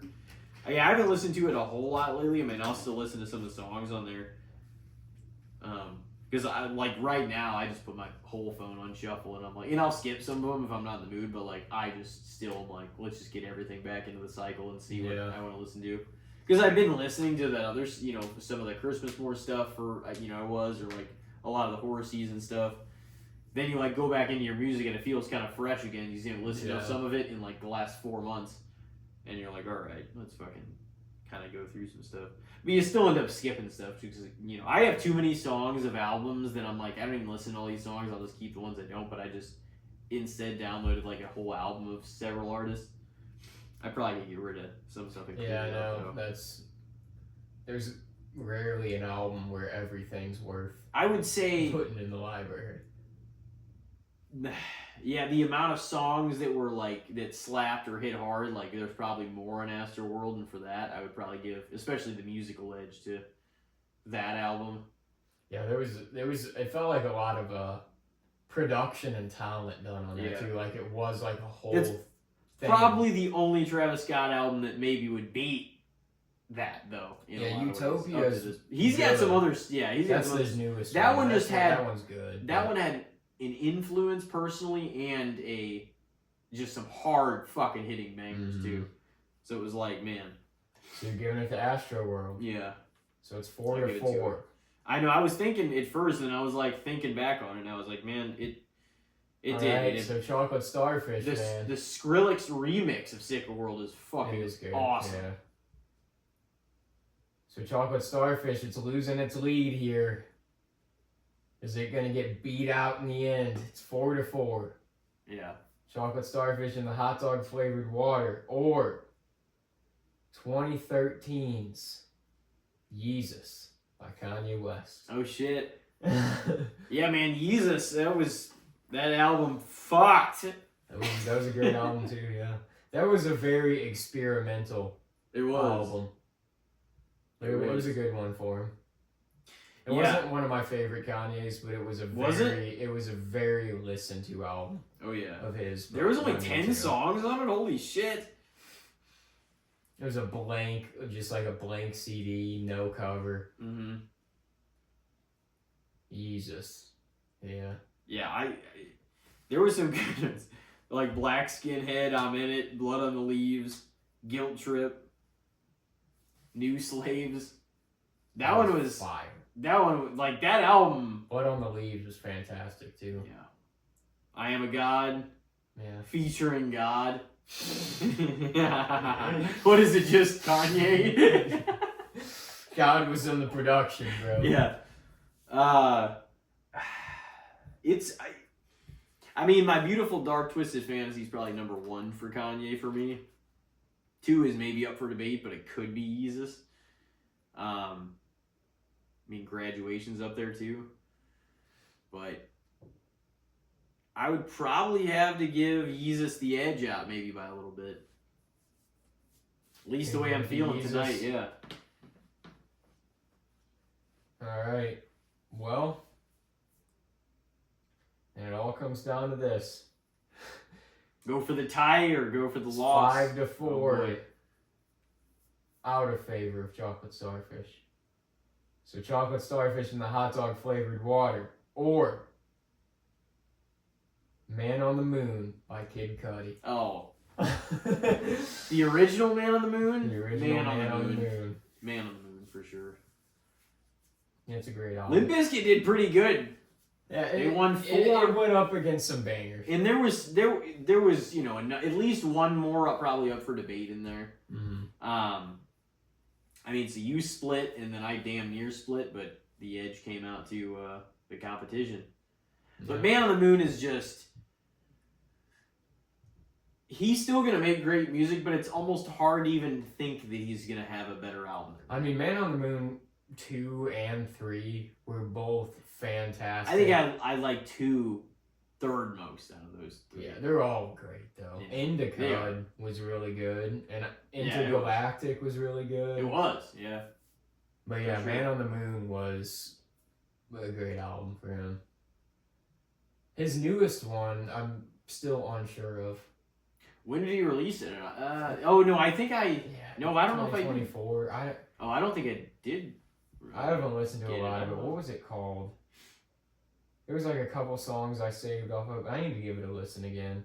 But what was the name of that album? Yeah, that album that was very like impactful. Insano. Yeah. Oh yeah. Yeah, I haven't listened to too much of it yet. I don't even know if I have it on here, but I definitely remember looking through it and seeing it. But yeah, Man on the Moon, that's a tough one to. It's a great album. It would It's probably one knock of my down. favorites too. It would knock down a lot of albums, you know. Yeah. He came on the scene hot. Yeah, With it that was shit. it was the amount of talent, the amount of creativity, and like the amount of innovation, like in that album and that kind of style of music, like what he was doing. It's up there. Yeah. But yeah, it edges mine out. What 6-4? 6-4. Not bad for Limp Bizkit. 4-6, I guess, out of favor of Yeah. Limp Bizkit. But that is my top album of theirs personally. Yeah. And I do really, really love that album. But you know, even like the LP, those are both super early on influence albums for me, for sure. Yeah. You ready to take our break? Yep. Come back, maybe talk some foosball and do the good, the bad, and the shits. The first round in the new year. Hell yeah. So we'll be right back, ladies and gentlemen. See ya. Ladies and gentlemen, we are now back. And we've got our first round of the good, the bad, and the shits in 2025 ready for you. And we'll see what the hell the outcome of this game is going to be. Yeah. It's looking It's got interesting, interesting here at the end, yeah. Mhm. We are at a critical point. College playoff, the NFL wild card weekend about to ensue. Yep. A lot of fun football. But before we deter further into that, do you want to just hit him with the first round here? The first topic? Yeah, we can give it to him. What do you have first? Non-football, you said? Yeah, Okay. we'll start with a non-football one. Okay. So this one's just kind of quick and easy and funny. So, what do you think of like having an Irish coffee or doing Irishing something up? So you like, it's a normal cup of coffee, but you throw a little shot of some liquor, you're choosing in there, stir it around, sip it. You know, so it's still a nice little wake up. It's warm little cup of something in the morning, but there's a nip of something in there. You Yeah. know? Some people do it. I feel like it can be a problem. If that's how you always drink your coffee, that's an issue. If you're drinking Some of them it at do, home, man. They start drinking when they're like 10. yeah, I mean it happens. You know, I'm not saying it's an issue like, oh, you're a problem. I'm just saying, you know, we all got our problems, but like clearly it's not good to be having an Irish coffee every day. Yeah. We're not. This isn't news to anybody. But that being said, I mean, I feel like it's something that I've always heard like jokes about, and I never really did them. And recently I've had like one or two, just because I mean, why the fuck not? I'm Oh just yeah, no, sitting in my honestly, house. it's probably a little bit underrated, you know? It's, I mean, Every now and- honestly, I don't really- coffee's not a bad mixer. you I don't know? really put it in my coffee For much certain because like I things, don't know like what I would put dailies. in there. Yeah, if it's like I feel like it's got to be like a creamy liquor, and I would probably do it. Like Yeah. if it's like one of those cream, like you know the Carolyn's Irish Cream or like the Bailey's Irish like whiskey, like those are good. I don't know if I'd want to put like just a regular liquidy, you know what I mean? Like I wouldn't put that fits with coffee. Yeah. You know what I mean, like, or like people put like certain whiskey in it certain and rum stuff. fits with Rum, like cold yeah. brew coffee stuff like that too. But outside of that, there's not a lot I would want to put. Like I would never put a shot of vodka in it in the fucking morning. You know what I mean? Yeah. But I Some think people probably do. yeah, no, I mean I wouldn't dare. I wouldn't want to. But yeah, why not? Probably now not and me then. either. I'll be honest. Vodka or tequila in your coffee, it just sounds rough. Yeah, it doesn't sound good. Well, I don't think a lot of the whiskeys sound that great. I think it's got to be the right one. I think it's got to be like those the creamy ones. I think those work. Yeah. It goes with it, you know. And Bailey's in there's good. But I don't want like a shot of Jim Beam in my coffee, you know. I'm just sure that's probably a common one. Jim Beam and Jack, just splash it in there. Not for me. Not in coffee. Not for me. So you'd say it's a little underrated though, some Irish Probably. coffees. Yeah, I feel like if you're just chilling at the house, say playoff week in football, Mm-hmm. you got the day off, you make a pot of coffee in the morning, watching the pregame, game's about to start in a little while, throw a little nip of I some might. Baileys in your fucking coffee or something. Not a bad way to start the day, you know? No. If you're really just gonna chill and enjoy time at the house, it's a good time. I have some in there. I could make some this upcoming playoff weekend. Yeah. I got Bailey's over the holiday because I was putting in my eggnog, mixing an eggnog for a while, but then I was like, you know what, I'll throw some of this in some coffee. Didn't sound bad. I still have some Irish cream in there, but I have that holiday custards. I still have at least 1.5 of those, and then I think the rest of it in eggnog still too. Yeah, I got a little bit of eggnog left too. Well, I got mine for you, and what do you think of mac and cheese bites? Breaded, the mac and cheese, and Yeah. I honestly really like mac and cheese bites. Like, you get them from somewhere? Yeah, like a restaurant, Yeah, they're good. yeah. Like honestly, even shit. Holy shit! Dude, the Irish just went crazy. They tie this shit up. They got to get a stop, and they gotta score a field goal, or they got to get another touchdown. Man, this has got to go to Notre Dame. This is big time shit. Yeah. Oh my god! Wide open. I don't even know I how the know. hell you got that open. Look at that route. Ooh. Oh, his guy fell down. That's what happened. Oh, that's shitty.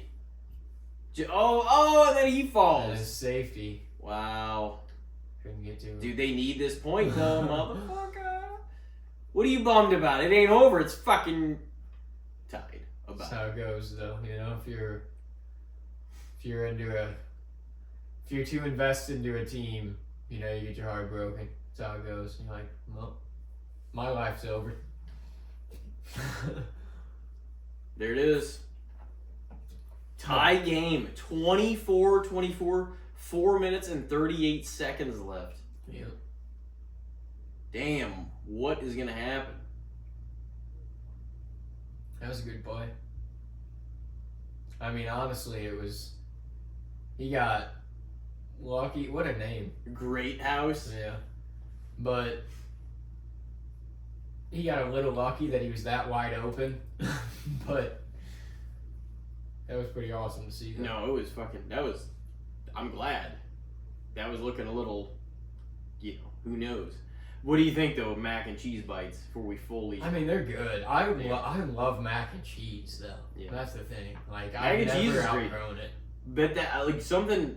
I was like, it's nice that like it's like you can pick this thing up and take a bite out of it just a little bit because like if they're made right, like they're really good. Like I'm a big mac and cheese proponent, but yeah, mac and cheese bites are more rare. I don't have them near as much.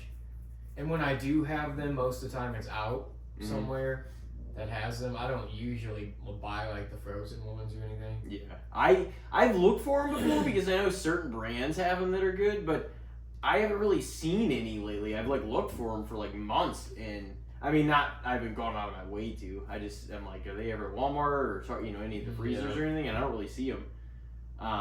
But from restaurants, most of the time they're actually made pretty well. So like they're gonna be pretty good. Yeah. I think they're a little bit underrated, personally. I mean, Yeah, I might agree. That's probably what I would say too. Just because it is a little bit of a rarity that I honestly have them when they're around. it's they're hard. pretty good. It's hard to be like the number one side, dude. If you're gonna get one appetizer with somebody or like a group of people or whatever at like a restaurant, it's only like one or two sides or whatever. So it's like it's hard to be one of the ones that like is chosen. Like a lot of times, like I think wings are more of like a full meal, but like a lot of times they're just an appetizer to people if you're sharing them between people, like a group of you. Yeah, but they're kind of either or. That's always a bummer. The thing about appetizers, like when you get appetizers with a group, I'm always bummed because if it's an appetizer I really like, I'm like, man, I'd have really liked more of that. Yeah. I got like 2 of them. It always tastes better whenever you get a very little bit of it. You get one mott stick, you're like, oh man, that was good. It was like, but like it's because but if you had to eat 8 of them, I mean they'd be great, but you would get more of a fulfillment in them. You're like, oh yeah, by you just 5 want or more 6, you'd be like, with having the one because that one was amazing, and you're like, that's all I get. Yeah. But you gotta throw your own shit on the bill too. Yeah, hopefully not you personally, your real, literal shit. Don't throw that on the bill. Yeah, I won't do that. Mac and cheese bites, a little underrated though. Yeah, they're good. They're good. What do you got for football wise? This is one of the main keys for why we're here to discuss some of the game, which I guess we did talk a good 25 minutes beginning of the episode. Yeah. But there's definitely still more to be desired. So this is kind of playing into the playoffs as well, but also just this in general. Last year, Jim Harbaugh won the national championship with Michigan. Transfers out of college. So he originally was in the NFL for a good while. Went to college, coached for a while. Came back to the Chargers. I mean, I feel like this is the most steady thing that Justin Herbert and the Chargers have had. It feels like, you know what I mean? Like a foundation. But what do you think about Jim Harbaugh's first season overall with the Chargers? I mean, right off the bat, he's continuing the success he's already had in all the other places he's been. Because getting them into the playoffs, and I know that in recent years, or even with Phillip Rivers, they made the playoffs and stuff. Mm-hmm. But right off the bat, he's already turned around. They look more like a team that Justin Herbert's the quarterback. You know what I mean? I'm not even saying they've by any means reached their potential, or he has, because I don't think they have, or Herbert has. But already it's one of what you said, the most stable and just. It is like a, it looks pretty promising. If things stay on this track and you add a few more pieces, they definitely need to hit on some draft picks in the upcoming draft. They need a few more offensive weapons. Yeah. Especially a couple of wide receivers. Probably another running back to add with J.K. Dobbins. McConkey is definitely going to be a star. Mm-hmm. He was a rookie this year, and he kind of broke out as Herbert's they still need another one or two. Yeah, they need and they need another running back to pair with Dobbins. Yeah, they had Eckler. He's gone. Dobbins is kind of the new guy, but they need one more guy out there, a big time. Who is their tight end? I don't even know off the top of my head. They need a tight end or a wide receiver to kind of round it out. I think they need a running back and a wide receiver. Yeah. One more of each, if not maybe 2 more wide receivers. Draft 2. And JK are both good. Yeah. Their defense really stepped up this year because their defense the year before was Harbaugh toughened them the fuck up. It was essentially the same guys, and they had a much better record, most of the team. Mm-hmm. So that's how coaching 100% played a big part in that. Yeah, that was a rough defense the year before. Dude, they're trying. Stopped him on 3rd down. They're trying. Goddamn. So Jim Harbaugh's first season as the Chargers head coach. Yeah. I think it's gotten at least a just due amount of praise because everybody knows there's still going to be some holes, especially on the offense, as good as the defense has been this year. But the thing is, this wasn't just a 1-year rebuild. Like it's gonna take them another year, another draft for sure to get to where, you know what I mean, and even potentially beyond that. But if they do even better this next year, then I mean, what he's been doing is already working, and I think it's already on good track. What can you ask for? Yeah, they didn't win the division, but they unfortunately share a division with the Chiefs. Yeah. So, but I think he's at least done a fair job. You know what I mean? Depending on how this turns out, I too. mean, they have a good record. They made the playoffs. If they beat the Texans, which I think could happen, I don't think it's a certainty, but I think it is a very strong probability, you know?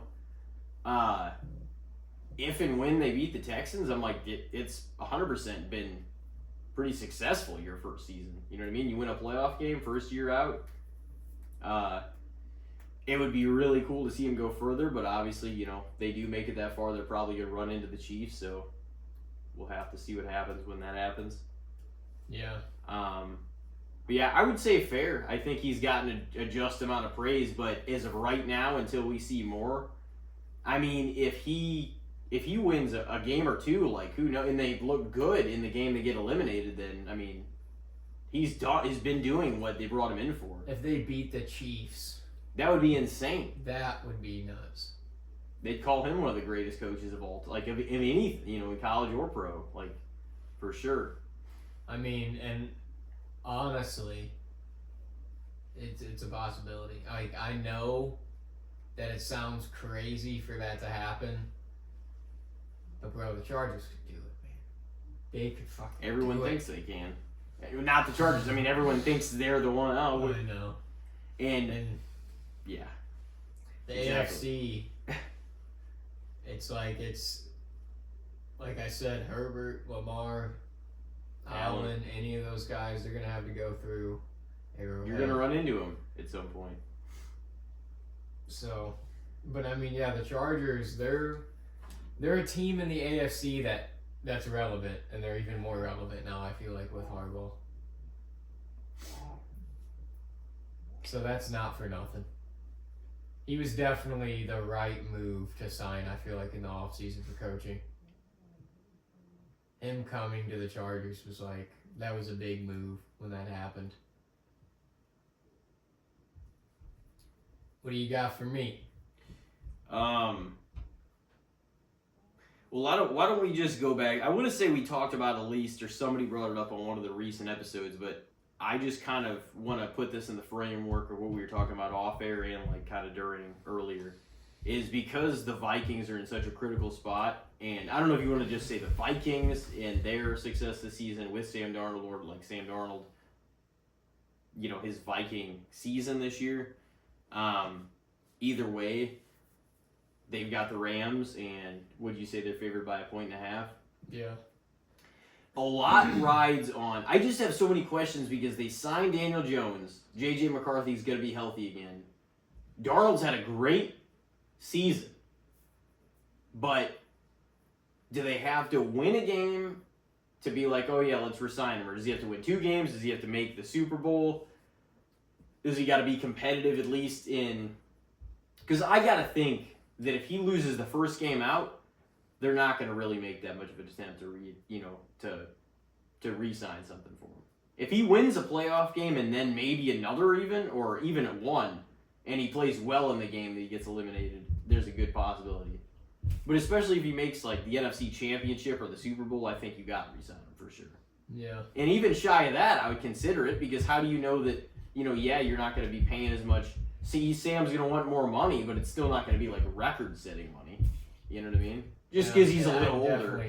He's not old, but he's a few years older than these other guys. And this is the first year that he's been relevant Yeah. enough to where they're like, this is like, he was wrote off basically before this season. Yeah. So at one point, they all looked like they were going to be wrote off. And Bryce Young, like even after the 1 year, which is kind of crazy, after 1 year, oh, he doesn't have it. Fuck him. Done. Or like, you know, in Baker, he was still, don't forget, he's still the fucking guy that he's, you know, number 1 draft pick, round 1 of the draft. He was a number 1 pick for a reason. He's still got greatness. Playoffs. Yeah, and you know, It was exciting. he when won a was on that playoff team, game bro. last year with him.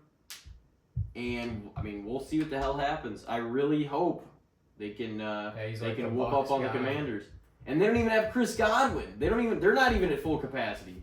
And they dropped 40 on the Chargers. And the Chargers scored like 9. Yeah. That was an ass whooping. Yeah. Wow. There we go. First fucking Yeah, that's the thing. There's a few of these teams where like some of the regular season games did not go their way. Oh boy. Yeah. No, like they did. So You know, where like, it's just like, are they going to be able to? That this version of them cannot show up in the playoffs, so they're not. You and know. Sam, here's the thing: is he gonna? I don't think he's gonna have the same necessarily level of success. I'm not gonna say he's not capable of it, but like to think that he's gonna do exactly this and win 14 games on another team, that's kind of crazy too. They want to have Justin Jefferson or Kevin O'Connell or fucking like people are gonna say that it was Sam if they lose, though. That's the thing. They're not gonna blame the coach, and they're sure as hell not gonna blame the other. Be like, oh well, he couldn't rise to the occasion, and blah blah blah. And it's like it's been a hell of a year, and he's beat some great teams, but I think because that's like the narrative too on him, and I'm not gonna say I didn't, because for a long time I did too. I was even like, there's no ways. I don't even know if he's a starter in the league and shit. I'm like, I don't think Yeah. And then this has been like his best year he's ever had, and he's been in the league like 6 years. It was the Jets. The Jets were the problem all along. The Panthers didn't work out either, Look at the teams though. The Jets and the Panthers, and they're man. unsuccessful in recent years. Yeah, I have no hate for either of them, but They're it's not rough over there. renowned, proven organizations either. yeah. The Panthers are more recently more proven than the Yeah. Jets. Most people are. Most teams. And the Panthers, yeah, with Cam Newton. I mean, that's a while ago now, but it just doesn't feel like it to me. Like 2015 Super Bowl. Oh no. Sacked. That was the Flag. last time they were really relevant, though. It's crazy. They were one of the most like dropped off teams from like a Super Bowl team to just what the fuck is this now?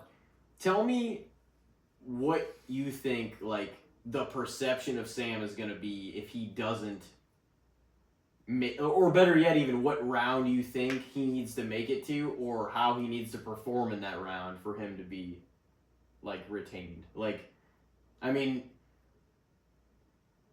like, what do you think it's going to take for them to be like, oh, shit, like, we should resign him? Like, how much does he have to prove in the playoffs? I mean, because unfortunately, it's going to come down to that, I feel like.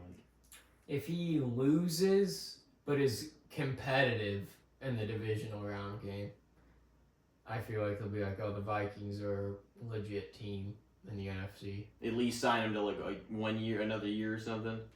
I mean, yeah, they'll have to make, there will at least be a decision to make, because if they don't want to sign him, somebody might want to.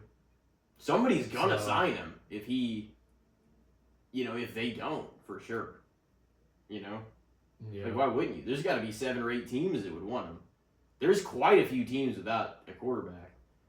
Like, what the hell are what are the Browns going to do? What are the Unless- Titans going to do? The Raiders? Unless he goes into the freaking, unless he goes into the The Giants? playoffs and just takes an ass beating to the Rams. That's And going to then- that's going to be question. It sucks because it's really going to make a lot of people be like, well, he's the Sam we thought he was all along. That's going to be the narrative. Ridiculous. I know, but that's going to be what the narrative is. Yeah, I think he was. And he's like won 14 games. The comeback kind of player of the year, really, because Yeah. that's what I really think. Yeah, Because I do too. He was wrote off, and he made it fucking happen. Nobody thought highly of the Vikings coming into this season, and they made something out of nothing. Because, like, the Bucks I mean- and Baker have come back too, but that actually started last year because they did make the playoffs and won a playoff game. So, like, he was kind of started his comeback a year ago. I say something out of nothing, but it's like they have Justin Jefferson and Jordan Addison and stuff, but Yeah. like they need to have a quarterback at the helm to make those guys as valuable as they are. Yeah, for And sure. a lot of people did not think that was going to be Sam Darnold. But man, I think if he Made makes that work. the NFC Championship game, I definitely think you got to. oh boy. Oh no. I definitely think you gotta Overtime. resign him. If he made like the championship game. Yeah. Yeah, I think so too. That would be pretty damn far. Man, how are I these mean, playoffs going to shake out? I feel like you got to resign him if he, like I said, even if he loses in the divisional round, but it's not like a whooping. Mhm. They just beat the hell out of him.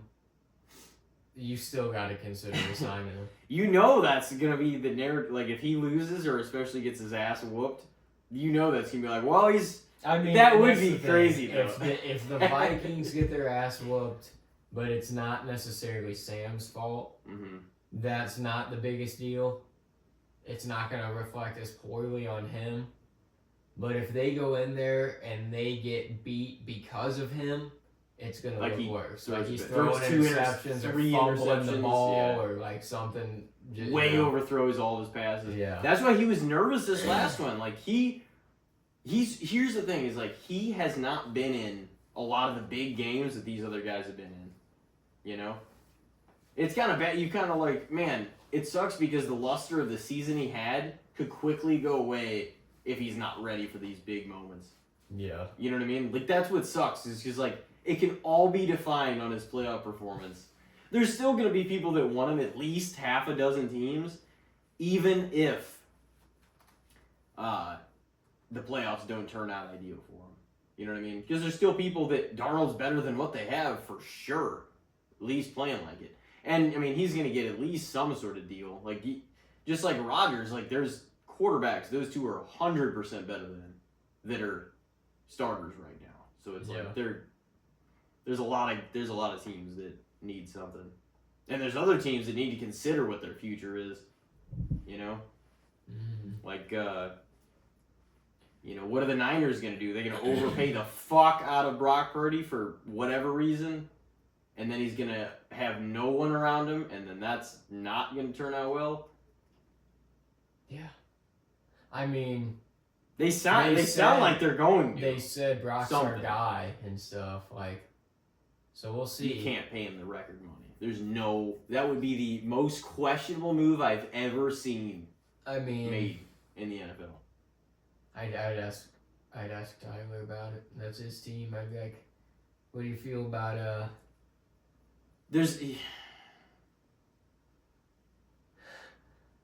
There's no way that's a good idea. pick? Oh my god. What the fuck is going on in this game, dude? Why would he Oh, throw the man! ball? Why would he throw the ball? He just gave up the fucking playoff game, bro. Penn State, bro. Well, they still got to do something, though. Oh yeah, Notre Dame. I mean, they. Oh, no. They're. How close are they? I mean, they're at the inside the 40. Oh, No, they're right outside the 40. Almost field goal Oh range. my god. Holy shit. We're devastated. Dude! Holy shit! Look at that guy in the couch. Well, we gotta stay on air until this thing wraps, regardless, right? At this point. I mean, I don't know if you want to talk much. I mean, we could give our final thoughts on going into Wildcard Weekend, I guess. Yeah. I don't even have definitive answers for what I think is going to happen yet. I have mean, things I I got my want to picks, happen. But my picks are decently predictable. I obviously, AFC side Chargers over Texans. Yeah. Ravens over Steelers. Agreed. Bills over Broncos. Yep. Bucks over Commanders. Hell yeah. Eagles over Packers. Oh, man. See, like, I want the Packers, but it's going to hurt my soul to, Are you shitting me? It was 100% an interception. I mean, they have to review it because it's inside a minute or whatever, 2 minutes. Like it will. First down. Yep. Dude, this is insane. Well. Oh my god. And damn it, what was? Oh yeah, and toughest one for me to predict, but I'm going to say Vikings over Rams. You think Sam will get it done? It's really not a home game for either team at this point. I It's gonna could be in see it. Arizona. Can't you see that being the score though? 28-27? Like that kind of game, yeah. I'm like, that's gonna be. Don't forget the spreads. It'll be pretty close. Don't forget the spreads within Yeah. a really 20 tight margin.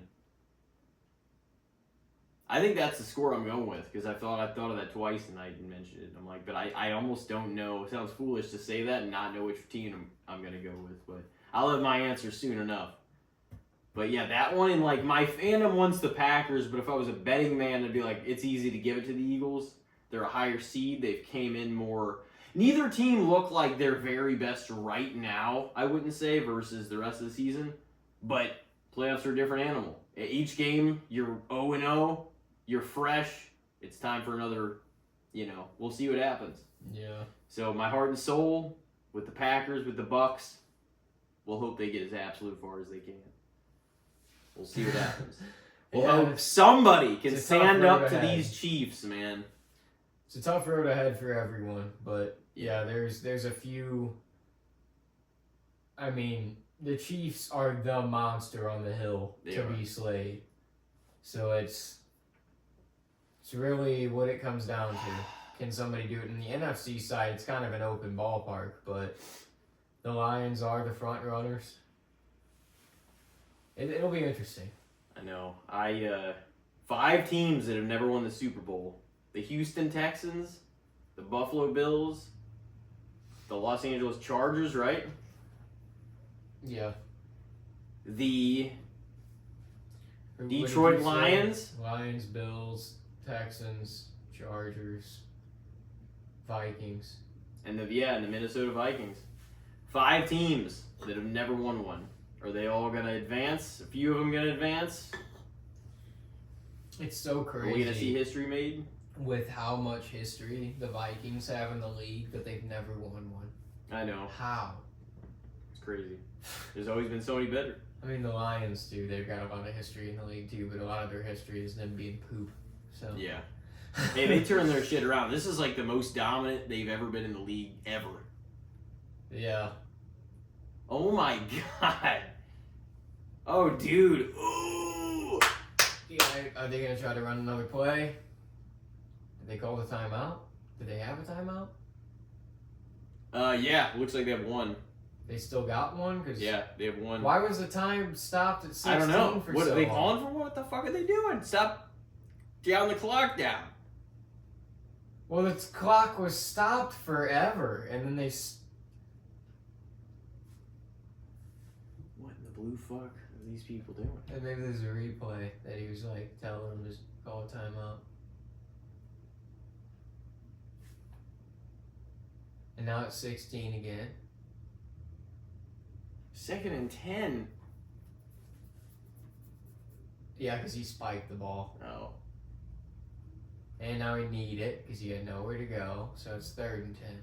What the fuck are you doing? I don't understand. Yeah, I don't understand what the hell the I'm last. just trying to run the clock down. Why would you stop it at 10 though if you're trying to run the clock down? Wait for your last time out for like 5 seconds to kick the field goal. Because at least then you're not going to give him the ball Dude, back. this has been a fucking nail biter, man. Oh, the Lions. Or the Nittany Lions. Penn State called their timeout.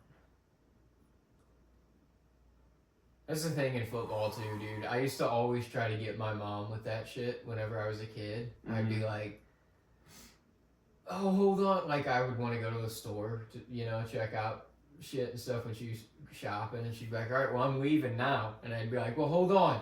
I want to finish watching this game. I'm like, see, there's only 3 minutes left. And she's like, this is football. It's going to be 45 minutes.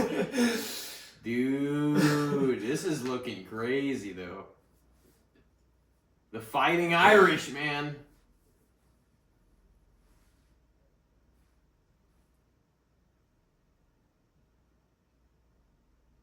How close How is this shit? was it 10 seconds? That's what I don't understand. And then it was 13 or 14 seconds, and now it's 10 seconds again.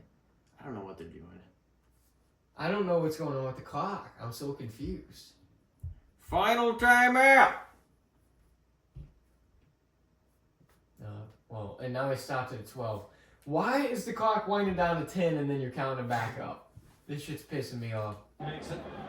He's going to have a chance to touch the ball. Oh man. Drew Aller's all There's I mean, he can throw it I think he's Trey really Songz long or ways something. on a Hail Mary. For Penn State. Dude. Probably as far as way Woo. This is gonna be big time. So Mitch Jeter, Big last 2 time. years at South Carolina, he was Jeter. 23 out of 25. He's Derek's fucking Mitch Jeter. Oh boy, he looks 62 yards. like He looks like a Mitch. That's not a compliment. I know. Here we go! Oh shit, are they gonna do it? Well, then you're gonna say, hell yeah, Mitch, if he does it. 41-yard attempt. Snap and hold are good. He got it in there. Oh my god, dude. 7 seconds to go. Dude, they did not quit. Holy shit.